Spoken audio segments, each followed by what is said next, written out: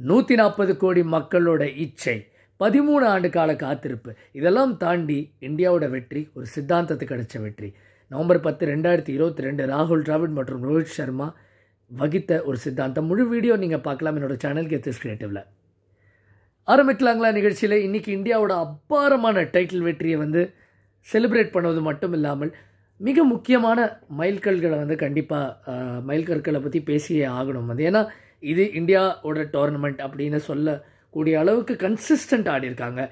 Without a doubt the most deserving அணி. அதனால்தான் முதல் முறையாக அன்பீட்டனாக வென்ற பெருமை இந்த வேர்ல்ட் T20 டைட்டில் இந்தியாவுக்கு ரொம்ப ஜஸ்டிஃபைபிளி போய் சேருது.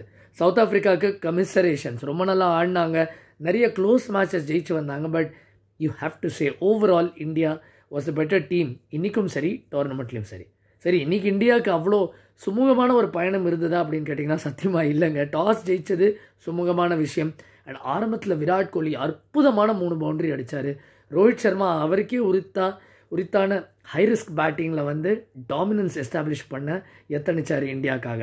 என்ன பண்ணார், ஒரு ஷாட் அழகாக ஸ்லிப்புக்கு ஒய்டாக அடித்தார். அதுக்கப்புறம் ஒரு ரிவர்ஸ் ஸ்வீப்பில் 4, எல்லாமே நல்லா போயிட்டு இருந்த மாதிரி இருந்தது அது வரைக்கும். அப்புறம் ரோஹித் சர்மா அவுட் ஆன பிற்பாடு ரிஷப் பந்த் உடனடியாக அவுட் ஆனார். ஒரே ஓவரில் கேஷவ் மகாராஜுக்கு 2 விக்கெட்டு. அதுக்கப்புறம் சூரியகுமார் யாதவ் ரொம்ப நேரம் நிலைக்கல. இங்கே தான் ரோஹித் சர்மா மற்றும் ராகுல் டிராவிட் உருவாக்கி அந்த டாக்டிக்கல் ஃப்ளெக்சிபிலிட்டியோட ஒரு பெரிய பலனை இந்தியா அனுபவிக்க நேர்ந்தது. அது எப்படி?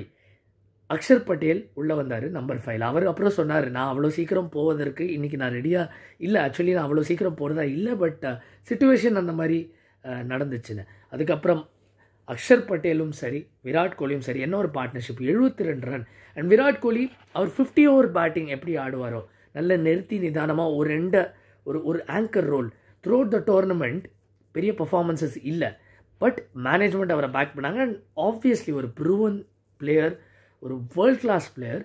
அண்ட் இந்த மாதிரி சிச்சுவேஷன் ஆக்சுவலி அவருக்கு ரொம்ப சாதகமான ஒரு சிச்சுவேஷன். ஏன்னா அகேன்ஸ்ட் த வால்ஸ் அவரோட பேக் இருக்கும்போது எப்போதுமே அவர் பயங்கரமாக ஆடி இருக்காரு. அண்ட் அதோட மற்றும் ஒரு உதாரணம் இன்றைக்கி பார்த்தோம். ஏன்னா அவரால் நிறுத்தி நிதானமாக ஆட முடிஞ்சுது. அதுக்கு காரணம் அக்ஷர் பட்டேலோட அதிரடி பேட்டிங். அக்ஷர் பட்டேல் பிரமாதமாக ஆடினார். 31 பாலில் 47. ரொம்ப இம்பார்ட்டண்ட்லி ரிஸ்க் அவர் எடுக்க வேண்டிய ஒரு கட்டாயம் ஏற்பட்டது. ட்ரிங்க்ஸ் பிரேக்கில் கூட டிராவிட் கிட்டேருந்து ஒரு கிளியர் மெசேஜ் போனதை நம்மளால் யூகிக்க முடிஞ்சது. ஏன்னா அதுக்கு அந்த ட்ரிங்க்ஸ் பிரேக் முடிஞ்ச அடுத்த பாலே கண்ணாபண்ணான்னு வீசி அடிக்கிறதுக்கான முயற்சி எடுத்தார். வித் த விண்ட் எங்கே தூக்கி அடிக்கணுமோ, தப்ரேஷ் ஷம்சியாக இருக்கட்டும், ஒரு ஃபாஸ்ட் பவுலரை டேக் ஆன் பண்ணணுனாலும் அதை செஞ்சார். அன்ஃபார்ச்சுனேட்லி ஒரு பால் ரொம்ப பேக்கப் பண்ணிட்டார் முன்னாடி. அதுக்கப்புறம் குவிண்டன் டிகாக் அபாரமான ஒரு த்ரோ. சரி, இங்கேயும் இந்தியாவுக்கு ஒரு சரிவு ஏற்படும் அப்படின்னு நம்ம நினைக்கும் போது சிவம் துபே வந்தார். நிறைய பேர் அவரோட பிளேஸ் இந்த சைடை குவெஸ்டின் பண்ணிருக்காங்க. சிவம் துபே இருக்கணுமா, சஞ்சு சாம்சன் ஏன் ஆடக்கூடாது அப்படின்லாம். பட் டீம் மேனேஜ்மெண்ட் திரும்பவும் பேக் பண்ணாங்க. அவரை பிக் பண்ணது ஒரு காரணத்துக்காக. எதற்காக? ஸ்பின்னர்ஸை டேக் ஆன் பண்ணுவதற்கு மிடில் ஓவர்ஸில். பிறகு எண்ட் ஓவர்ஸில் ஃபினிஷிங்கும் நல்லா செய்வார்னு இன்றைக்கி அதை தான் செஞ்சார். வந்த உடனே அவர் பிரமாதமாக வேகமாக ஆடி 27-16 பால். இன்னொரு பக்கம் மார்க்கோ யான்சன் ஒரு வீக் லிங்காக திகழ்ந்தார். அண்ட் அது வரைக்கும் விராட் கோலி அவரோட ஸ்ட்ரைக் ரேட்டு கொஞ்சம் தடுமாறி இருந்ததை பார்த்தோம். அடிக்க போகும்போதெல்லாம் டைம் பண்ண முடியல. பட் அந்த யான்சன் ஓவரில் பிரமாதமாக ஒரு பிரேக் த்ரூ பண்ணார். அண்ட் ஓவரால் அவுட் ஆனாலும் 59 பாலில் 76 ரொம்ப க்ரூஷியல் இன்னிங்ஸ். அண்ட் இறுதியில் சிவம் துபே, ரவீந்திர ஜடேஜா, ஹார்திக் பாண்டியாலாம் கொஞ்சமாக சிறகு சேர்த்து 176 கொண்டு போயிட்டாங்க. சரி, இது ஒரு வின்னிங் டோட்டல் அப்படின்னு கம்ஃபர்டபுளாக கருதுகிற நேரத்தில் சவுத் ஆஃப்ரிக்காவும் தடுமாறி ஆரம்பித்தாங்க. ஆஸ் ஆல்வேஸ் இந்தியாவோட மிக சிறந்த மேட்ச் வின்னர் இந்த டீமில் without a doubt Jasprit Bumrah. அவர் ஒரு செம அவுட் ஸ்விங்கர் போட்டு ரீசா ஹென்ட்ரிக்ஸை காலி பண்ணார். பின்னாடியே விக்கெட்ஸ் ப்ரொசஷனாக இருந்தது. ஹர்ஷ்தீப் ரொம்ப நல்லா பவுல் பண்ணார், மார்க்ரம் அவுட் ஆனார். பட் தென் ஆபத்து தொடங்கியது. ஏன் அங்கே உங்களுக்கு யார், குவிண்டன் டிகாக் மாதிரி ஒரு வீரர், ஹென்ரிக் கிளாசன் மாதிரி ஒரு வீரர் இருக்கும்போது ஆபத்து தொடங்க தான் செய்யும். நீங்கள் யோசிச்சு பாருங்களேன், டேவிட் மில்லர் வந்தபோது 71 of 45 இருந்தது. அதுக்கப்புறம் 54 of 36 ஒரு கட்டத்தில் பார்த்தோம். 24 ரன் அடித்தார். அப்புறம் ஹென்ரிக் கிளாசன் அந்த தருணத்தில் அந்த ஓவர் ஒரு மேட்ச் வின்னிங் ஓவராக மாறி இருக்கும் சவுத் ஆஃப்ரிக்காவுக்கு. ஏன்னா 24 ரன் அக்ஷர் பட்டேலை 15வது ஓவரில் அடித்தக்கப்புறம் அவங்களோட ஈக்குவேஷன் பாருங்கள், 30 of 30 கேம் ஆன். இங்கே தான் இந்தியாவுக்கு வேறு வழியில் திரும்ப they had to get back to Jasprit Bumrah. சரி, அந்த 16வது ஓவர் பும்ராக்கே உரிய ஸ்டைலில் அவர் ரன் எதுவுமே கொடுக்கல பெருசாக, 4 ரன் கொடுத்துருப்பாரு. அவர் வந்து நிறுத்தி நிதானமாக கொஞ்சம் சோக் பண்ண பார்த்தார். அதுக்கு அடுத்த ஒரு ஹார்திக் பாண்டியா அண்ட் இது ஒரு குரூஷியல் ஓவர். இங்கே ஹென்ரிக் கிளாசன் முதல் பாலே அவுட் ஆனதை பார்த்தோம். சரி, இதுக்கப்புறமும் பார்த்தீங்கன்னா திரும்ப ஒரு மினி கான்ஃபரன்ஸ் நடந்தது. 18வது ஓவர்லேயே பும்ராவை போல் அவுட் பண்ணணுமா, வேறு வழி இல்லையான்னு. சரி, வேறு வழி இல்லைன்னு முடிவு பண்ணி அவருக்கான போலிங் கொடுக்கப்பட்டது. அண்ட் வந்த உடனே மார்க்கோ யான்சனை க்ளீனப் பண்ணார்.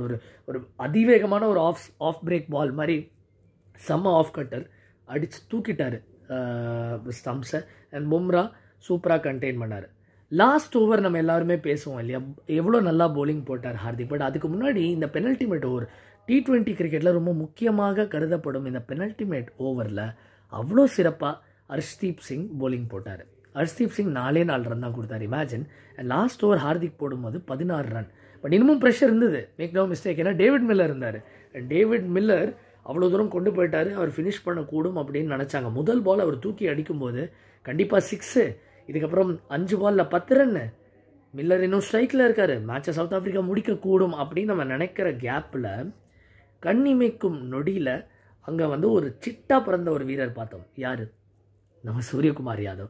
ஆல்மோஸ்ட் 6 போகிற தருவாயில் பந்தை தட்டி, ஹோக்கி போக்கின்னு சொல்லுவாங்க இந்த மாதிரி கேட்சை, தட்டி ஃபீல்டில் வச்சுட்டு அவர் கால் படாமல் அவர் உள்ளே வந்து ஒத்த காலில் பேலன்ஸ் பண்ணி கேட்ச் பிடிச்சாரு. அண்ட் ரீப்ளேஸ் பார்க்கும்போது தெரிஞ்சுது இம்மி அளவு கூட அவரோட கால்கள் பவுண்டரி குஷனில் படலை. இதுதான் மிக மிகப்பெரிய ஒரு திருப்புமுனை. 1983 கபில் தேவ் ஒரு கேட்ச், விவியன் ரிச்சர்ட்ஸோட கேட்ச் பிடிச்சார் உலகக்கோப்பை ஃபைனலில். அது எப்படி ஒரு மேட்ச் வின்னிங் கேட்சோ, டோர்னமெண்ட் வின்னிங் கேட்சோ, அதே மாதிரி இது ஒரு title winning catch Suryakumar Yadav. And India அதுக்கப்புறம் பெரிய இன்னல்களை சந்திக்கலை. ரபாடா மற்றும் கேஷவ் மகாராஜ் தட்டி தடுமாறி ஆடும்போது எந்த பிரச்சனையும் இல்லை. 7 ரன் வித்தியாசத்தில் இந்தியாவோட அபாரமான ஒரு டைட்டில் ட்ரையம்ப். 13 வருட காத்திருப்பு. அண்ட் 2013 லாஸ்ட்டாக ஒரு ஐசிசி ட்ராஃபி ஜெயிச்சிருந்தாங்க சாம்பியன்ஸ் ட்ராஃபி மூலமாக. இங்கே என்ன ஒரு சாதனை. அண்ட் இது ராகுல் டிராவிடோட லெகசி மற்றும் ரோஹித் சர்மாவோட லெகசி கிடைத்த ஒரு பெரிய பாரம்பரியம். இதுதான் நான் ஆரம்பத்தில் சொல்லியிருந்தேன், இது ஒரு ஃபிலாசபி கிடைச்ச ஒரு வெற்றி. அக்ரெசிவாக ஆடுவோம், செல்ஃப்லெஸ்ஸாக ஆடுவோம், தைரியமாக ஆடுவோம், T20 எப்படி ஆடுமோ அந்த மாதிரி ஆடுவோம். அதனால தான் சிவம் துபே வந்தார், அதனால தான் அக்ஷர் பட்டேலுக்கு முன்னுரிமை, அதனால தான் ரோஹித் சர்மா அவ்வளோ ரிஸ்க் எடுத்து highest run getter of the டோர்னமெண்ட்டாக திகழ்ந்தார். இது ஒரு கம்ப்ளீட் டீம் எஃபர்ட். இந்த மேட்ச்சில் பாருங்களேன், எல்லாரோட பங்களிப்பும் இருக்குது. விராட் கோலி ஆகட்டும், ரோஹித் சர்மாவோட அபாரமான கேப்டன்சி ஆகட்டும், ஹர்ஷ்தீப், ஜஸ்பிரித் பும்ரா, அக்ஷர் பட்டேல், சூரியகுமார் யாதவோட கேட்சிங், எல்லாரும் ஒன்றிணைந்து வேலை செய்து சம்பாதிச்ச ஒரு வெற்றி. இந்த வீடியோ உங்களுக்கு பிடிச்சிருந்ததுன்னா two subscribe to get this creative.